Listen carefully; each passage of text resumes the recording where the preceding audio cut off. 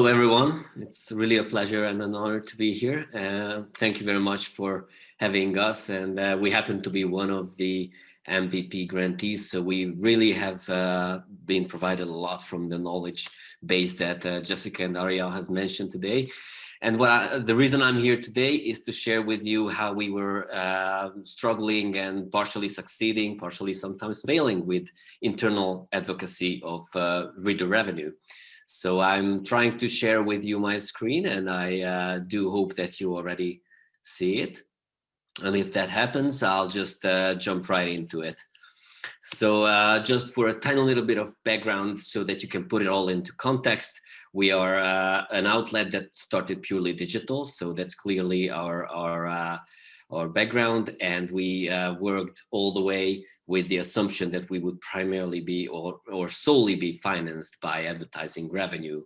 With this size and with this primarily public affairs focus, it seemed to be reasonable back in 2013.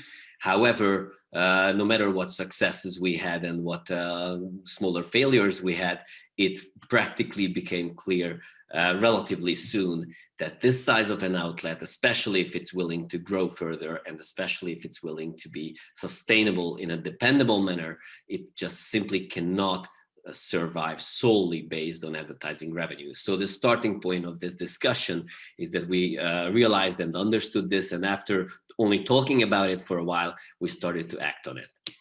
So it was practically our phase one when we introduced our voluntary donations. And if I'm talking about internal advocacy, this is an important phase to mention because we practically skipped internal advocacy for this very first phase of our reader revenue existence. We just swiftly and smoothly introduced this scheme, made it as simple technologically and in all other ways as possible. And we practically treated it as an experiment. So that's the way we communicated it internally. And we, in this manner, somehow managed expectations that nobody should expect that it changes our life immediately.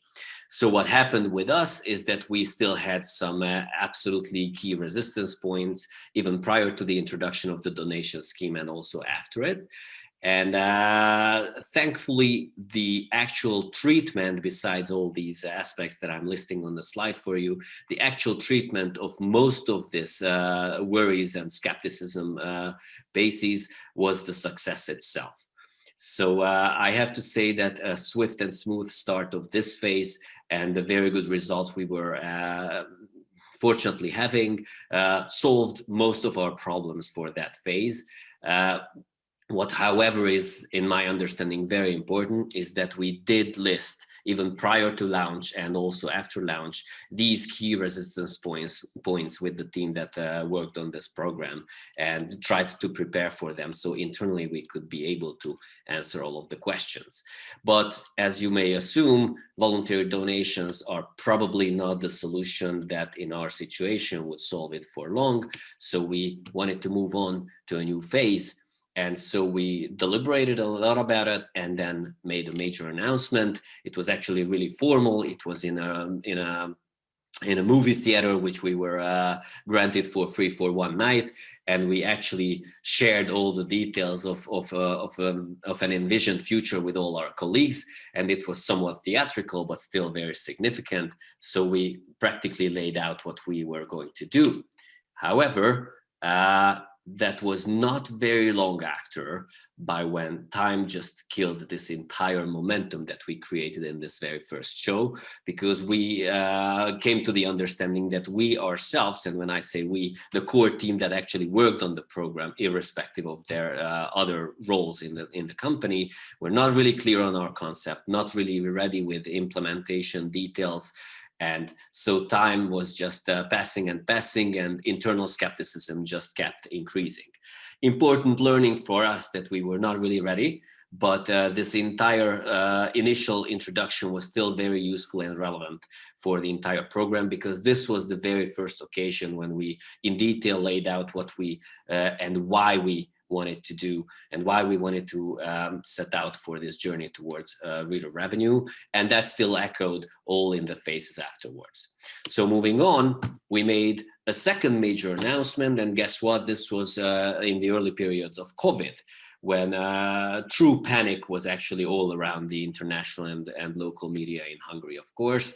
And practically this situation was immediately easy to interpret as an opportunity. So we very truthfully claimed that we will now actually do it or just simply die. We just have to do it. It's not a question of whether we keep talking about it. It's just a must.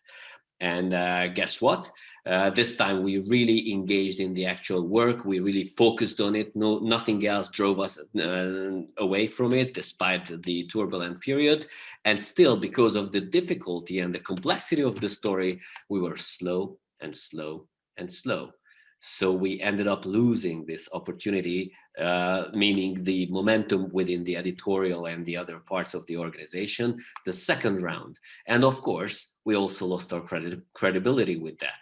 So no matter how open they were because of the crisis situation for the second time, we still couldn't live up to our own plans, and we could not launch it fast enough. But again, if there was something to learn from it, is that we just did not manage expectations well enough, because our own expectations were not smart enough or not well informed enough. But still, it was important that we made this announcement, because we had much more specifics about what we would want to do. It's just important that we handle this future set of risks much more thoroughly and much more cognizantly. So we moved on.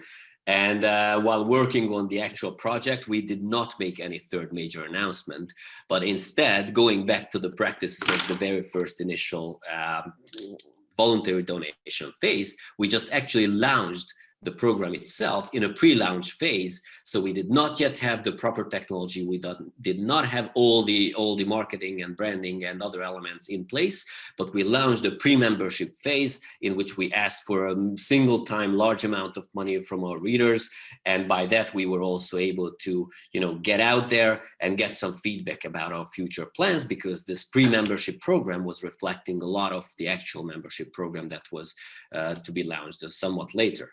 So the success of this launch, actually, just like in the donation phase, cleared out our path in a lot of aspects. So we were finally clear on our concept. And from here on, when we wanted to talk internally to our colleagues and explain them, guys, this is important. This is how our future is going to look. This is the role of, closed content in the program. This is why we chose membership and not just simple subscriptions. All these basics are clear at this moment. And the communication was not totally distinct from the actual status of the program, but the two were at this stage developing parallel. And that was very important and much more credible. And so what we saw here is that informing, educating, and involving our colleagues was the key mission, and we tried to be a little more conscious about it. So in this phase, we did want to have all the key management people actually on board with us, meaning the team that was originally working on the program.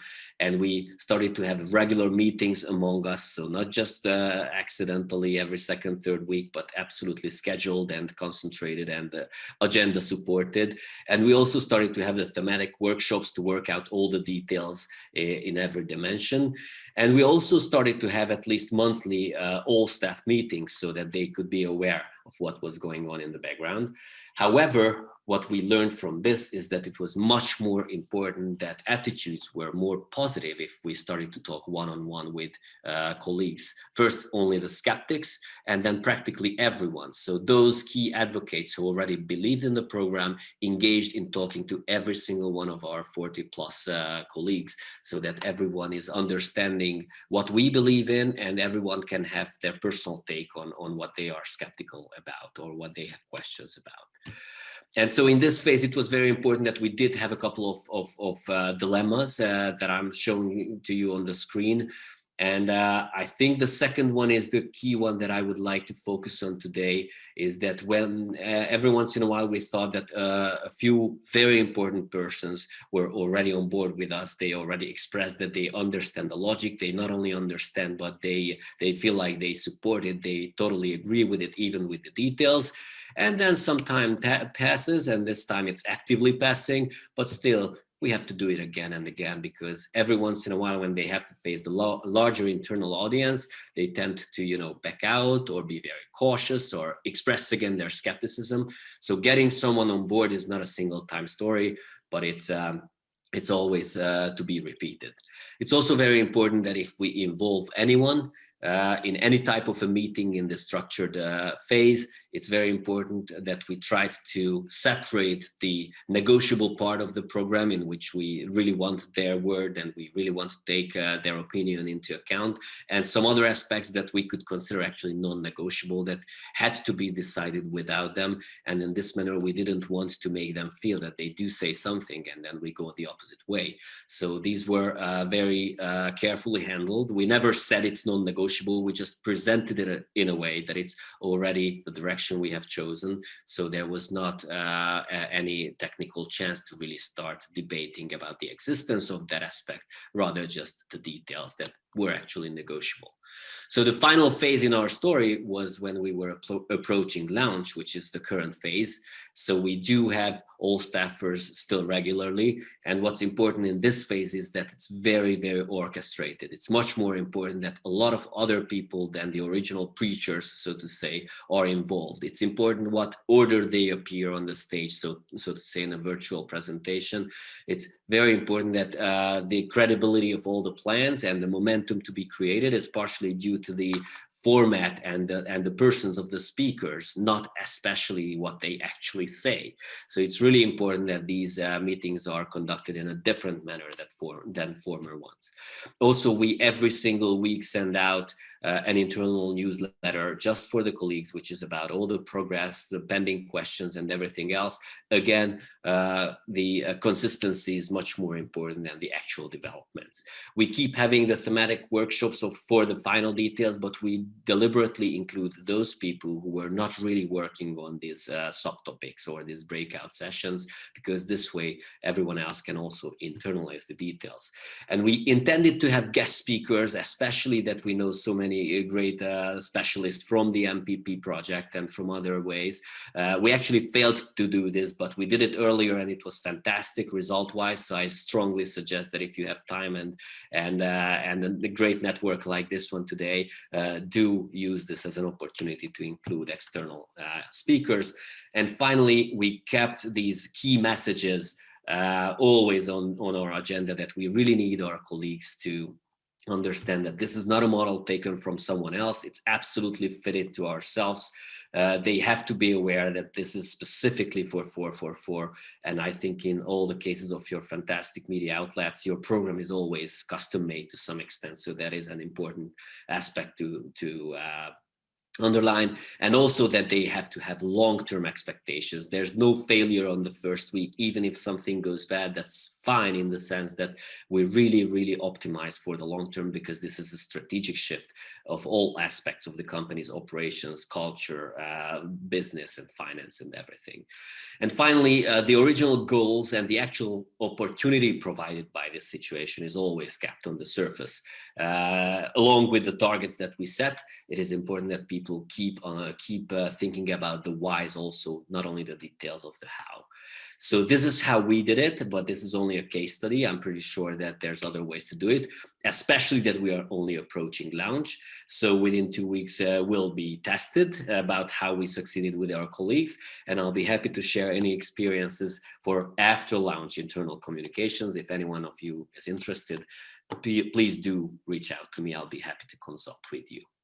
Thank you very much.